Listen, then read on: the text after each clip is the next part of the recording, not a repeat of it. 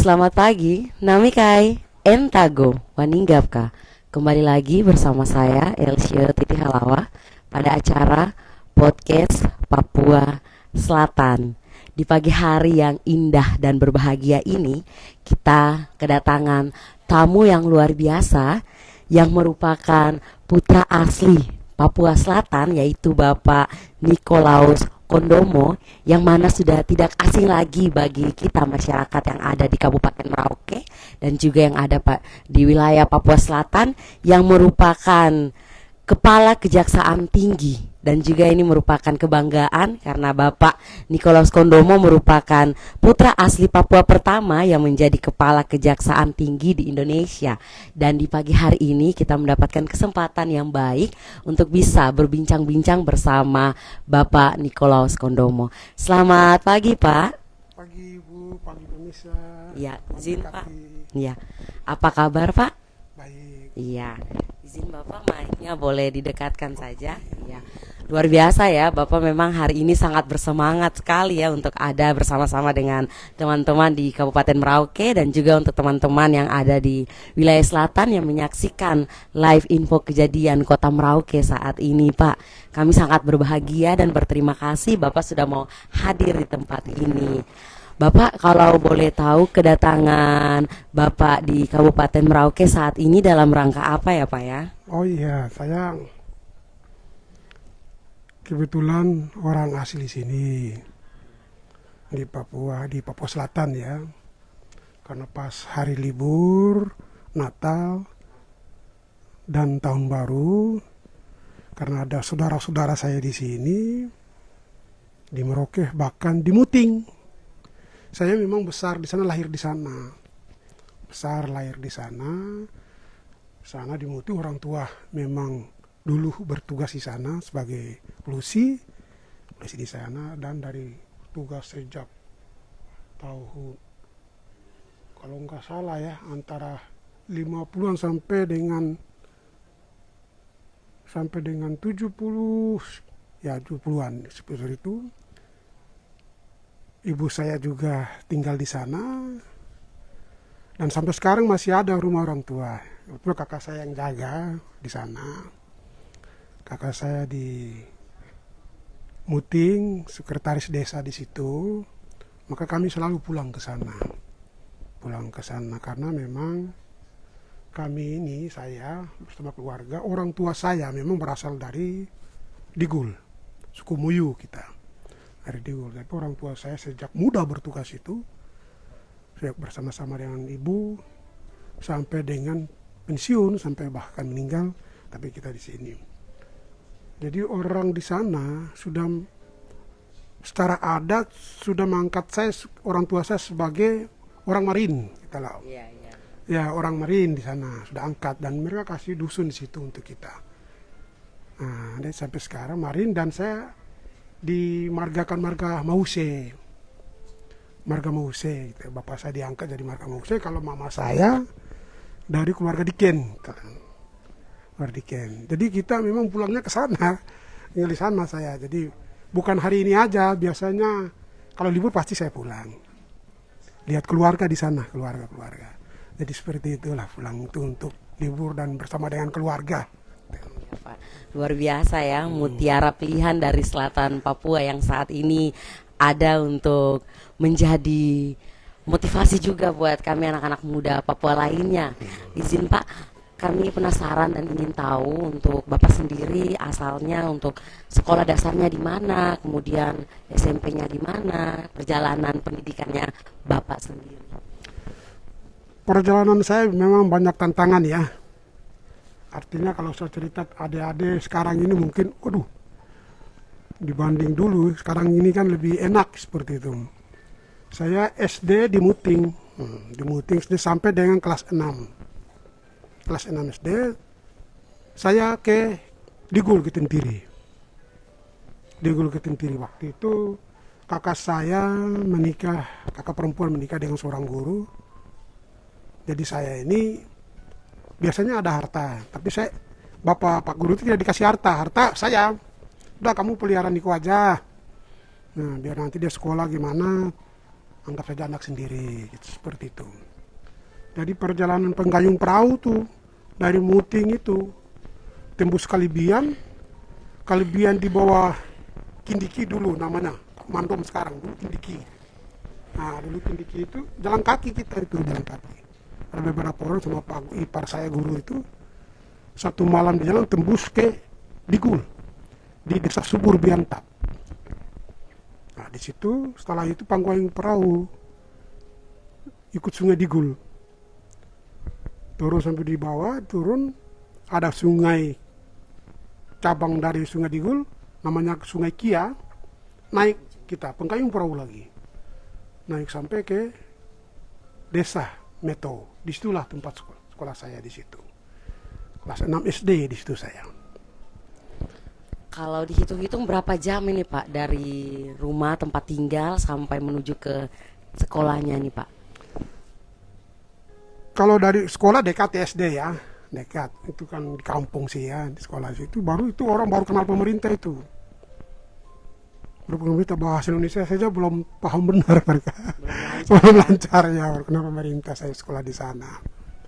Setelah sekolah di sana, SMP. SMP di mana? Di situ nggak ada SMP. Kecamatan Kitentiri nggak ada SMP. Hanya di Tanah Merah, Digul.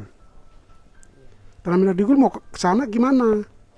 Satu-satunya memang ada kapal-kapal, ada kapal misi, ada kapal dagang, tapi kan kita ini nggak punya uang gitu. Jadi dan itu jarang sekali ada. Penggayung lah perahu saya dengan teman bertiga sama kakak ipar saya itu, penggayung perahu 3 hari 3 malam sampai ke Digul Tanah Merah. Di sanalah sekolah kita. Saya tinggal sama keluarga, dititip di si keluarga. Keluarga waktu itu saya tinggal di pintu 7. Kalau teman-teman Tanah Merah kan pasti tahu. Pintu 7 di situ ada saudara Samip ya. Bapak ipar saya namanya Ipar Samip. Anaknya sekarang ada di tentara nih, sekarang mungkin sudah pensiun atau tahu, belum tahu. Itu sekolah, tapi nggak selesai, kita lari lagi. Keluar itu kita lari, pergi ke Mendip Tanah. Dari Tanah Merah Mendip Tanah itu perjalanan kaki itu 1 hari 1 malam. Dan itu Bapak berjalan kaki? Berjalan kaki, masih jalannya masih jalan setapak itu. Jalan setapak. Jadi 1 malam di kampung, nggak salah kampung, bukan kampung, Atriop terus saya sudah lupa kampungnya, Tinggam kalau nggak salah. Setelah itu bermalam di situ, besoknya kita jalan kaki lagi sampai ke kampung Inko lewat Mendip Tanah. Nah di sana keluarga dari ipar saya kan keluarganya di situ bersama adik-adiknya yang kita mau sekolah bersama, ada 2 orang, itu Daniel sama Karel namanya. Sana kita 1 minggu sana, 2 minggu di sana, kita balik lagi, jalan kaki balik lagi sampai ke Tanah Merah. Ke Tanah Merah kita nggak singgah lagi, kita langsung sudah tujuan. Saya ikut aja nih, kan masih kecil saya ikut aja ya, dibanding kakak-kakak 2 ini. Nah, ikut aja sampai di Sungai Digul, ada perahu orang itu, kita ambil lah perahu orang itu. Itu ceritanya, ambil perahu yang kita penggayung malam itu. Keseruan sendiri saat itu ya Pak ya? Itu ya, malam itu penggayung perahu sampai di muara Sungai Mandobo. Di situ ada befak, biasanya di pinggir-pinggir sungai di Gulut kan banyak befak, orang kampung biasanya mencari makan 1-2 hari di situ, mereka kan kita tidur di situ.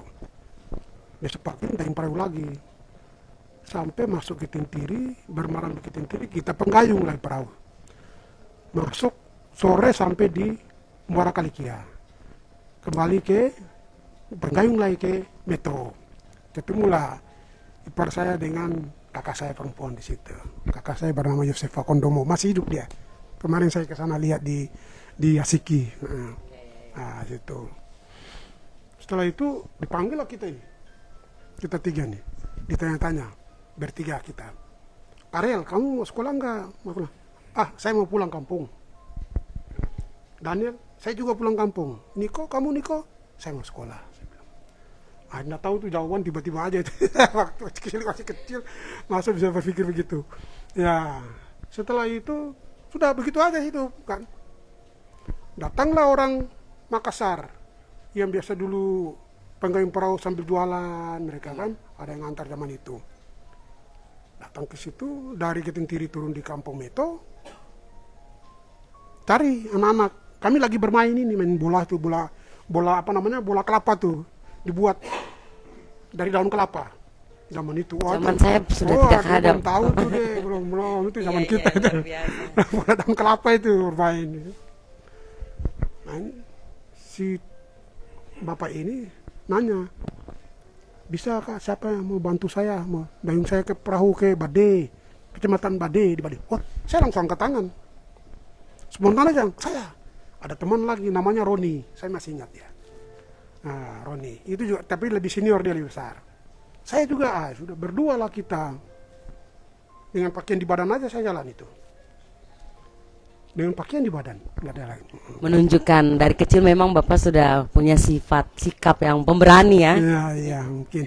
Ya Petualang juga. petualang sih ya mungkin ya betul itu. Jadi sampai di Bade mau kepada siapa nggak tahu kita. Kagak itu sampai di Bade sampai malam jam 8 malam kita sampai. 3 malam juga dayung perahu tuh. Saya yang belum pernah rasa pegayung perahu tuh, waduh sedih juga tapi bagaimana? Tapi ya gimana? Tapi terus tetap ada semangat saja kita. Semangat. Setelah sampai di Bade, ya tidurlah saya ikut orang Makassar ini, teman ini. Tidur saudara-saudaranya di Bade.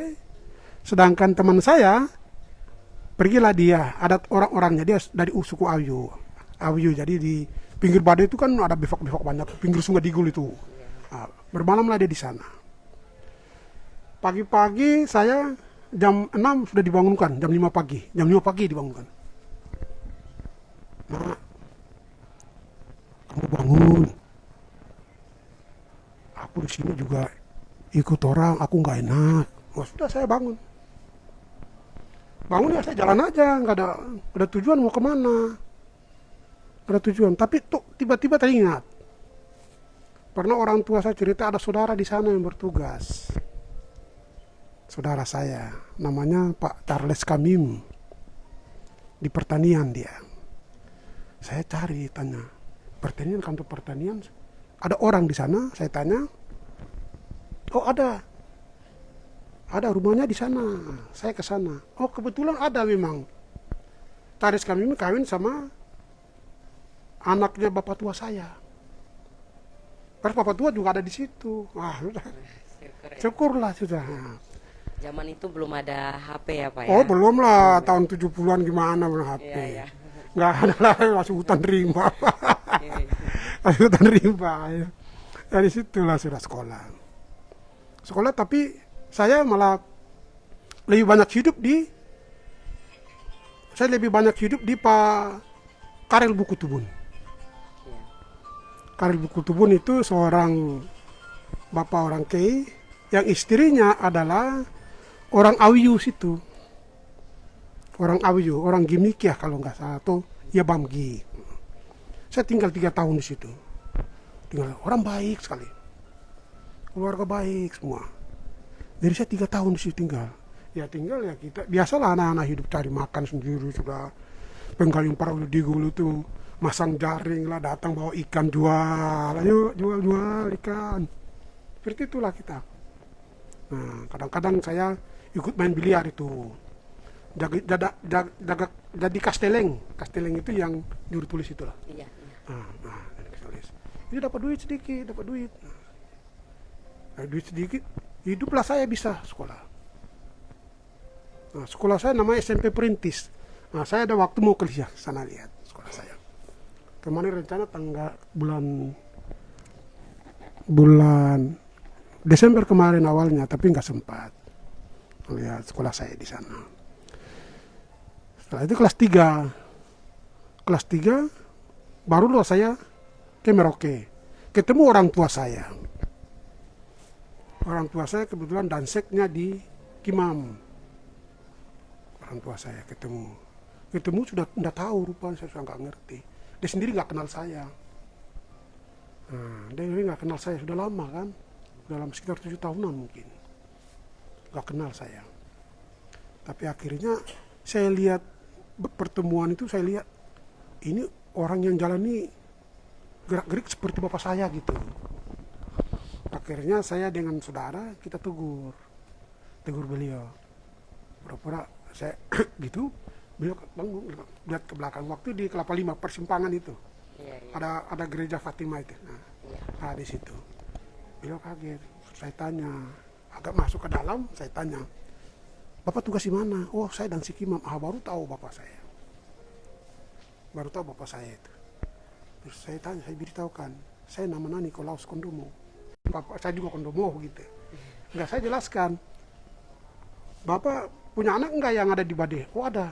Saya ini sudah bapak. Wah, itu beliau langsung nangis. Nah, terus aku sudah ya memang. Beliau ajak saya ke Kimam. Sekolah di enggak Pak, saya pulang ke Bade aja, saya sekolah. Enggak, ikut saya ke Kimam. Saya pulang ke Bade aja Pak. Enggak, kamu ke Kimam. Saya ke Kimam. Sekolah di Kimam. Kelas 3 SMP di sana. Setelah sekolah SMP di sana, masuklah SMA John. SMA John 81 ya. 84 kita selesai. Setelah itu kerja di Arkonsul itu. Pemukiman daerah transmigrasi. Kerja di situ kita. Pernah 2 tahun kerja. Saya lihat teman-teman banyak sudah ada yang sekolah segala. Waduh, saya gimana sih ya? Saya pernah waktu tamat selesai, saya tanya bapak, ada uang kah sama sekolah? Aduh, bapak nggak ada uang. Nangis saya. Tapi akhirnya ya sudahlah, nggak apa-apa. Kerja 2 tahun, pulang, baru pulang. Kita kan biasanya selama kerja 4 bulan nggak pernah di hutan saja itu. Di hutan, bahkan daerah-daerah rawa di daerah Kali Juliana itu, Nengat Mur sana, itu dalamnya udah begini. 4 bulan dalam air kita. 4 bulan dalam air itu. Nah, setelah pulang, ada teman-teman yang mau ke Jawa. Teman-teman, ada yang mau ke Jawa. Mereka kasih tahu saya, nih kita mau ke Jawa. Wah, saya juga akhirnya tertarik itu. Ayo kita sama-sama. Tapi mereka ini sudah, zaman itu masih pakai pas jalan loh. Ini sekarang sudah tidak, kemana-mana yang tidak pakai. Dulu kan pakai pas jalan. Saya nggak punya pas jalan itu. Di pelabuhan itu, pelabuhan Merauke ini, masuklah teman-teman. Saya sendiri nggak bisa masuk. Saya masuk. Yang jaga persis temanku, teman main bola nih, Joni Unawelka. Nah, Joni Unawelka itu dia tinggal di daerah ini ya. Nah, itu teman. Tapi adik di bawah saya dia. Nih, kamu kemana nih? Saya mau ke Jawa. Mau sekolah kak? Yuk, saya tidak pasal. Kasih masuk saya sudah. Oh iya, dia kasih masuk saya. Loloslah saya masuk. Sampai di kapal, kita naik kapal Sibela. Kapal dagang. Zaman itu belum ada kapal penumpang, belum ada. Kapal dagang kita. Masih kapal dagang. Kita ada 5 orang itu. 6 orang.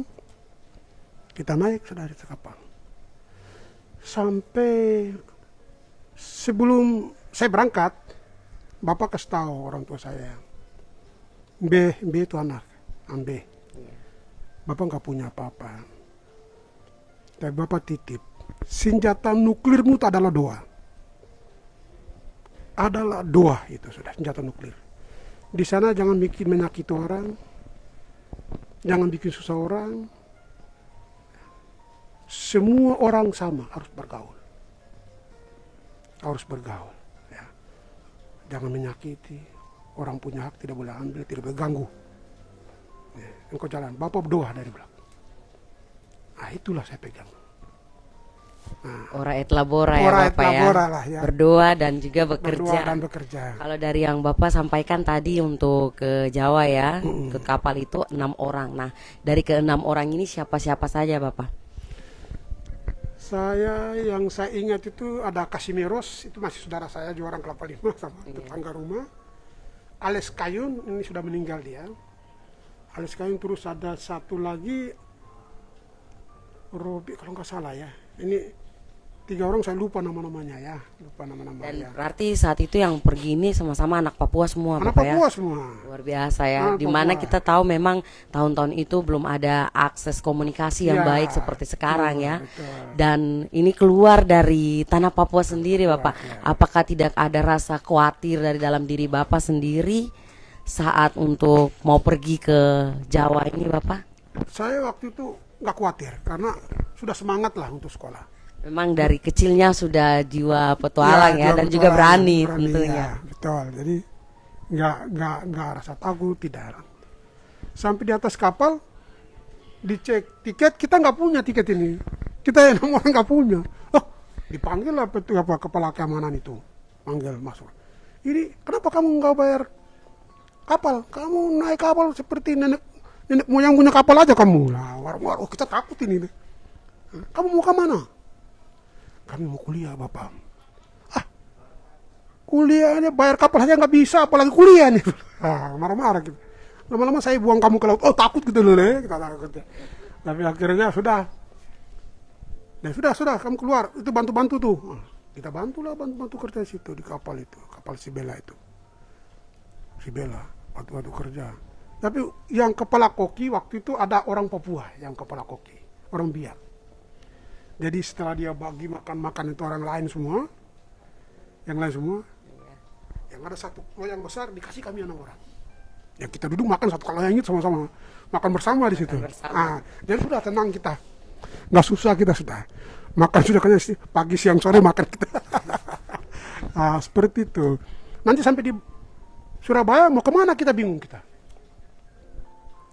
Saya waktu itu bawa kaleng pemilu tahun 71 tuh. Kaleng 71 itu kaleng pemilu ya, kaleng. Itu barang saya taruh situ. Saya hanya bawa ijazah doang. Gak ada yang lain. Pakaian 1-2 pasang aja. Kita ke sana, ke kiri, ke kanan, ke depan, ke belakang. Dari jam 10 kira-kira itu sampai sore baru kita ketemu orang yang kita mau ke rumahnya. Kebetulan orang yang kita mau ke rumah itu anak kelapa 5. Gepse, siapa apa? Aduh, dulunya tinggal di belakang balai itu. Gepse. Rafael Gepse. Rafael Gepse sudah di sana dia, istrinya orang Jawa di sana dia. Sudah duluan. Di luar, kita cari rumah dapatlah kita rumahnya. Disitulah kita tinggal. Karena tujuan kita masuk AKS, Akademi Maritim Surabaya. Akademi Maritim Surabaya itu pelayaran itu. Tapi kebetulan dulu ada kakak yang pernah sekolah di sana. Jangan di situ, kau masuk AMNI aja. AMNI itu Akademi Maritim Nasional Indonesia di Semarang. Nanti saya kasih dana ini aja. Kita pakai dana itu. Setelah sampai di situ sudah yang masuk surah AKS masuk, saya AMNI Semarang. Diantarlah teman ini saya, namanya Kasimiros. Saya sama Alex, kami bertiga. Diarahkan oleh masyarakat sekitar situ, naik kereta aja. Daripada naik bis nanti susah. Kereta jam 8 katanya. Sudah. Di hasilnya kita ke kereta di Pasar Turi. Pasar Turi ketinggalan lah kereta kita. Waduh, ketinggalan kita, mengapa? Bingung kita. Wah, dalam kebingungan itu datanglah tiba-tiba seorang bapak. Bapak ini seorang tentara, orang Jawa, tugasnya di Fak-Fak. Di Fak-Fak. Saya baru pertama tugas sana, saya cari orang sudah pindah. Beliau sudah pindah, sudah pensiun, sudah lama aja. Anak-anak, kamu dari mana? Saya juga dari Papua. Dari Irian waktu itu ya. Dari Irian. Oh gitu Bapak. Kita mau ke Semarang tapi ketinggalan kereta. Saya juga ketinggalan kereta. Nanti kita naik kereta barang aja sama-sama ya. Nah, kita naik kereta barang. Barang itu ada sapi, ada batu, ada kos segala macam itu. Naik itu kita. Luar biasa Pak ya, Nah, perjalanannya itu. Naik itu kita. Sampai turun berhenti dari jam 11 malam, 10 malam, 10 pagi, tibalah kita di Kabupaten Grobogan Purwodadi. Di situ kita turun. Beliau bilang sampai sini aja kita turun. Setelah kita turun, beliau antarlah kami ke jalan besar itu, jalan besar, nunggu bis datang, kasih naik lah, suruh naik kita. Dipesanlah kepada kondukturnya. Nah, Pak, ini tiga anak ini jangan diturun-turun di jalan Pak ya, sampai ke Terminal Torboyo Semarang.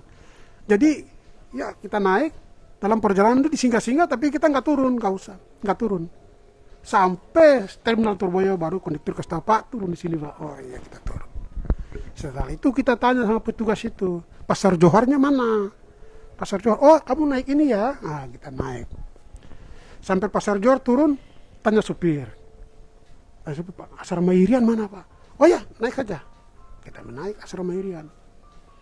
Sampai ke asrama Irian, dia tunjuk ini asrama Irian di bawah. Ah kita sampai. Masuklah kami ke asrama Irian. Oh keluarlah kakak-kakak itu. Ada kakak kan sampai sekarang lagi sampai ngajar masih di Uncen. Pak Rebia Mofu, Pak Biloka Tanggahma, terus siapa lagi? Pak siapa? William Reba, Mesak Rumsowek, itu ada sampai sekarang mereka. Ya ada.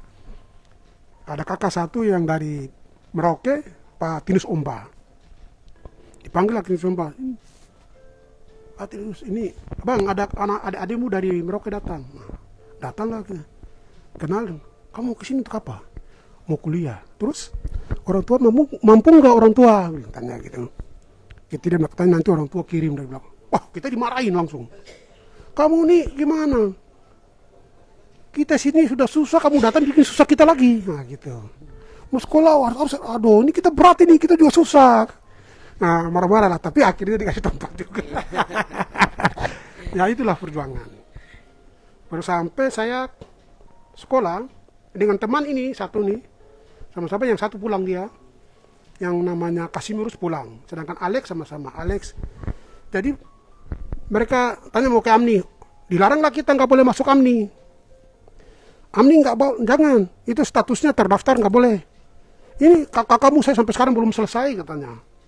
Ada teman kita, abang kita, Hengki Genuni dari Fakfak, berpakaian AMNI datang, ini kakakmu ini salah satu nih, belum selesai ini, nggak usah di situ. Nah, sudah ada universitas yang masih buka, yaitu UNTAK, Universitas 17 Agustus, statusnya diakui waktu itu. Kamu masuk situ aja. Nah, kebetulan di situ ada senior kita yang cukup terkenal, Pak Filipus Wona, yang dulu mantan Bupati Serui. Nah, itu dari alumni situ. Dia adalah Komandan Resimen Jawa Tengah saya DIE. Nah, dia Resimen mahasiswa. Dan dia anak angkat rektor di situ. Nah, enak kita masuk. Tanpa surat-surat tidak masuk aja kita. Nah, terima kita. Terima sekolah lah kita di situ. Setelah perjalanan sekolah, teman ini nggak mampu, nggak tahan dia. Pulanglah dia. Ya karena memang, mohon maaf ya, suka sih itu pembawaan itu masih ada. Dan untuk Bapak sendiri tidak? Saya tidak. Dulu ada sedikit dulu, tapi saya berpikir, aduh, saya kalau begini nanti saya susah juga. Saya susah juga, orang tua saya susah. Nanti bagaimana saya nggak berhasil. Saya sudah berpikir gitu loh, sudah. Jadi di situ juga abang-abang saya ada yang suka-suka ya sedikit. Tapi saya enggak. Bagaimana saya mempertahankan hidup di situ? Ya botol-botol yang mereka hidup minum itu saya ambil, saya jual. Waktu itu satu botol itu 100 perak. Nah, coba. 100 perak itu saya pakai bisa untuk beli kasbi goreng sama telo goreng. Nah, telo goreng itu sama bakwan, tempe goreng, itu makan bertahan loh bisa. Bertahan bisa 2 hari. Disitulah mulai. Tantangan berat memang. Tantangan berat. Berjalan terus. Sekolah saya cukup jauh, 6 kilo perjalanannya. 6 kilo saya jalan terus itu. Jalan kaki. Tapi memang jangan lupa doa, itu yang penting. Doa. Jadi dalam diri saya itu ada semangat saja. Ya sekali-sekali sedih, sekali-sekali nangis. Karena pulang pakaian cuma satu pasang terus kuliah gimana. Dari jalan sana sudah pulang, sudah basah semua. Ya akhirnya gantilah pakaian, pakai sarung aja tidur saya. Tapi hal itu tidak memutus semangat Bapak sendiri ya, untuk tetap berjuang. Di sana juga banyak teman. Jadi ketemu dah teman-teman di sana, teman-teman orang Jawa banyak di sana. Orang baik-baik semua di sana. Kita bergaul, asal kita mau bawa diri, mau bergaul.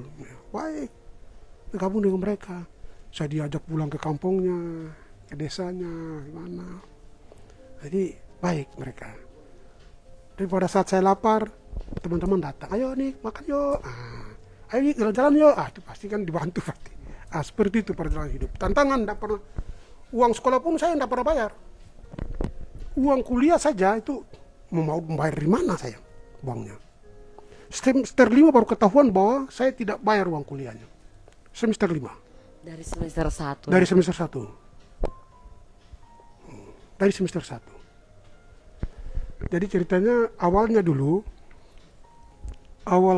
itu ada seorang masuk pertama saya ya, masuk pertama itu saya dibonceng teman.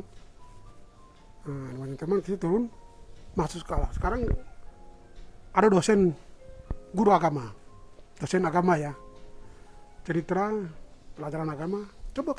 Coba ceritakan bagaimana kamu bisa menyatakan Tuhan itu hadir di tengah-tengah kamu menurut pengalaman kamu. Oh, saya tergerak berdiri dong. Saya cerita pengalaman hidup saya itu sampai sini. Besoknya dia tertarik sekali manggil saya besok pagi. Nik kamu sini. Itu bagaimana kamu kok bisa sampai sini? Saya cerita perjalanan hidup saya. Gak pikir dia itu, kok bisa ya? Nah terus sampai sini saya jalan kaki Pak. Loh, kamu jalan kaki dari sini loh? Jalan kaki Pak. Setiap bulan aku dikasih 20.000, lumayan sudah. Tergerak hati dia. Setiap bulan dikasih 20.000. Besar zaman itu. Iya, zaman itu besar 20.000. Itu naik angkutan saya masih 100 perak waktu itu. Ya, makan saya baru 250 perak itu di Jawa sudah nasi telur. Makan itu sudah nasi telur 250 perak. Nah, dari situlah 5 semester tidak ada. Ketahuan aku dipanggil oleh PR1, PR2, PR3 ya, dipanggil sekolah. Panggil, waduh ini saya keluar sudah ini wayang. Waduh saya lihat dari luar, waduh mereka sudah duduk marah. Waduh saya sudah pikir ini, wah ini saya nggak jadi sekolah sudah Tuhan. Saya masuklah kamar mandi berdoa sebentar. Keluar sebentar, langsung saya dihadapi di situ. Marah-marah dia. Marah-marah. Udah kamu gimana kok? Sampai Mas Mitan kabar gimana kamu nih?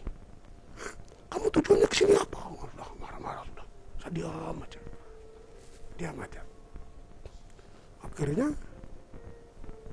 tanya orang tua, masih hidup apa? Masih hidup. Mereka masuk bahas lagi. Tapi yang ada di situ bendahara dan kabak keuangan kan sekolah universitas itu tahu saya persis bahwa saya pemain bola di situ, salah satu pemain bola. Sekarang saya mengangkat universitas dari sepak bola sampai sekarang masuk divisi 1 PCS. Dulu masih di bawah. Nah, itu dosen tahu semua, berprestasi. Nah saya dari bidang akademik itu ya gitu. Jadi mereka tahu. Nah setelah mereka rapat keluar, saya lihat teman yang bendahara nih, dia tulis mata, oh berarti aman sudah Tuhan. Saya sekolah sudah ini, saya masih sekolah, saya pikir masih sekolah saya sudah. Keluar, ya sudah kalau coba, bisa nggak bikin surat orang tua tidak mampu? Bisa Pak, senang sudah berasa sekolah. Bikinlah saya surat, ke Merauke sini, itu 1 bulan baru sampai suratnya, pakai kantor pos kan, 1 bulan. Nah, tunggu 2 bulan suratnya baru muncul, bawalah saya ke sana. Bawalah kasih ke universitas. Sepanjangnya, terus beberapa bulan kemudian semua mahasiswa dipanggil. Yang berprestasi di bidang akademis, non akademis, kami cari olahraga dan macam-macam. Termasuk saya juga dipanggil. Saya dipanggil, semua dikasih beasiswa, ada yang 50%, ada yang 1 semester, ada yang setengah semester. Terakhir saya dapatnya. Saya dipanggil Nikolaus Kondomo dari Papua, asli Papua, anak Irian Jaya gitu, mendapat beasiswa 100% selama sekolah. Itulah saya yang dapat. Setelah itu saya sekolah terus. Tapi beasiswa dari KKN apa kan tidak boleh. Karena apa? Ketua yayasan itu dulu Pak Mario namanya. Dia anggota DPA dulu, Dewan Pertimbangan Agung, dari fraksi PDP dulu. Bila pernah datang di Jayapura, melihat bagaimana, dia lihat orang Papua banyak susah tahun itu. dan orangnya jujur-jujur. Makanya kembali dia bilang orang Papua itu orang baik-baik. Amin. Nah, orang Papua itu orang baik-baik. Dah, itu cuma belum sentuh hatinya saja orang Papua itu. Itu orang baik-baik kok. Makanya saya dapat 100% itu. Nah, sejak kuliah sejak selesai kuliah, saya kerja di satu perusahaan. Kerja perusahaan. 1 bulan sudah pensiun, kerja perusahaan. Saya kerja di perusahaan. Setelah kerja di perusahaan, ada tes kejaksaan, ikutlah saya. Dari formasi 2000 dulu. Ada pernah tahu dengar ya, formasi 2000. Nah, kita yang di Jawa dites di Jawa. Mereka yang di Papua tes di Papua. Itu di Jawa kita tes di Jawa. Nah, salah satu saya ikut tes lolos pendidikan di Bandung. Setelah di pendidikan terus masuklah kejaksaan kita. Masuklah jadi pegawai negeri kejaksaan. Tugas pertama di Semarang. Tugas kedua di pendidikan jaksa lolos. Setelah itu tugas di salah satu kabupaten di Purwodadi, Jawa Tengah, salah satu kabupaten Jawa Tengah. 1 tahun 1 bulan pindah jadi di Sorong. Setelah itu 3 bulan saya diangkat jadi kepala seksi intelijen. Kepala seksi intelijen di sana. 6 tahun di sana.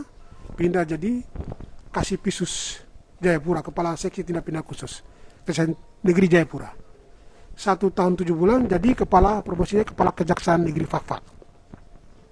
Kepala Kejaksaan Negeri Fakfak 4 tahun 3 bulan dipromosi lagi jadi Aspitsus, asisten tindak pidana khusus Kejaksaan Tinggi Papua.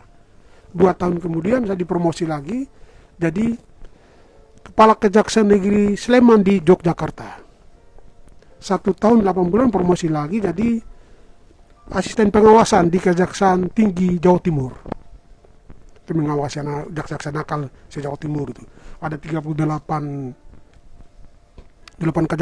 kejari di sana ya. Sana 1 tahun 6 bulan promosi lagi jadi koordinator di bidang datun di Kejaksaan Agung. Sana bertugas 1 tahun promosi jadi wakil kepala Kejaksaan Tinggi di Sulteng Palu yang kemarin gempa itu. Iya. Ah, di situ. Ya. Setelah itu 5 bulan masuk jadi wakil kepala Kejaksaan Tinggi di Papua. 7 bulan kemudian saya diangkat jadi kepala Kejaksaan Tinggi Papua. Dan memang saya orang pertama yang jadi orang Papua loh. Yang pertama menjadi kepala Kejaksaan Tinggi Papua. Panglima hukum lah seperti itulah di Provinsi Papua seperti itulah. Dan ini saya mendengar dari tadi Bapak menyampaikan perjalanannya nih memang tidak mulus ya Pak ya. Ada jatuh bangunnya, tetapi memang Bapak mendasarinya dengan iman, percaya, yakin. Sekalipun memang untuk kami anak muda saat ini kadang saat tidak ada bantuan studi, tidak ada uang, itu membuat sebagian dari kami ini untuk mundur. Tetapi Bapak membuktikan bahwa maju saja. Yakin saja, tetap Tuhan akan buka jalan dan terbukti Bapak berjumpa dengan begitu banyak malaikat yang dikirim ya dari Yang Maha Kuasa untuk membantu setiap proses yang Bapak lewati. Dan ini saya sendiri sangat termotivasi dengan apa yang disampaikan oleh Bapak sendiri. Harapannya memang teman-teman yang menyaksikan live ini, kami semua yang mendengarkan apa yang Bapak sampaikan, ini menjadi penguatan juga untuk setiap pribadi kami anak-anak Papua, bahwa untuk terus berjuang itu perlu dengan didasari dengan doa ya Bapak ya. Doa dan berbuat baik untuk semua orang. Baik, tanpa memandang dari suku mana, ras mana. mana. Tidak, harus berbuat baik semua orang. Luar biasa Pak ya. Elsa masih ingin berdiskusi, masih ingin bercerita lagi lebih banyak dengan Bapak, tetapi memang kita dibatasi oleh waktu. Untuk itu kami sangat berterima kasih Bapak sudah hadir untuk memberikan pengalaman dan penguatan juga buat kami, khususnya anak-anak muda yang ada di wilayah selatan Papua. Untuk itu kita akan mengakhiri Bapak podcast kita hari ini. Tetapi sebelum kita mengakhirinya, kami mohon izin untuk Bapak dapat menyampaikan closing statement dan juga ucapan selamat Natal dan Tahun Baru untuk teman-teman yang menonton live di Info Kejadian Kota Merauke, Pak. Iya. Terima kasih. Saya pesan kepada adik-adik kita, nomor satu, adik-adik kita, pemuda-pemuda kita, harus semangat. Semangat belajar, semangat bekerja, ya. Bergaul kepada siapa saja, berbuat baik kepada siapa saja. Pada siapa? Pasti adik akan sukses. Ya. Jangan takut terhadap tantangan-tantangan. Tantangan itu sudah pasti ada setiap manusia. Tantangan, setiap manusia pasti menghadapi tantangan. Ya. Tetapi kita yang penting serahkan pada Tuhan. Ya. Berdoa jangan lupa. Dan berbuat baik kepada siapa saja. Pasti Anda sukses dalam melaksanakan karier. Terakhir, saya pribadi maupun atas nama Kepala Kejaksaan Tinggi Papua dan seluruh pegawai saya mengucapkan selamat Natal tahun 2021 dan selamat tahun baru 2022. Semoga berkat Tuhan tema Natal kita bersaudara harus dimaknai dengan baik, dimaknai dengan benar. Ya. Kita bersaudara berarti kita itu, saya dan engkau sama. Kita punya jiwa sama, kita punya rasa sama. Oleh sebab itu harus dipertahankan persaudaraan itu dengan baik. Anda akan berhasil, adik-adik akan sukses. Tuhan memberkati. Amin. Terima kasih Bapak Nikolaus Kondomo yang sudah hadir bersama-sama dengan kita semua. Kami dari Info Kejadian Kota Merauke mengharapkan ini bukan pertemuan yang terakhir, tetapi kami mengharapkan ke depan kami akan dapat berjumpa lagi dengan Bapak. Untuk itu, untuk seluruh warga Kota Merauke yang menyaksikan, saya mengutip satu kesimpulan dari yang disampaikan oleh Bapak mengenai perjalanan Bapak. Jangan pernah menyerah sebelum segala cita-cita yang diharapkan dapat tercapai. Gagal merupakan hal yang wajar, yang terpenting adalah terus mencoba dan jangan pernah berhenti di tengah jalan dan tetap ora et labora. Selamat pagi, Tuhan memberkati. Izakot BK, Izakot Kai, satu hati, satu tujuan.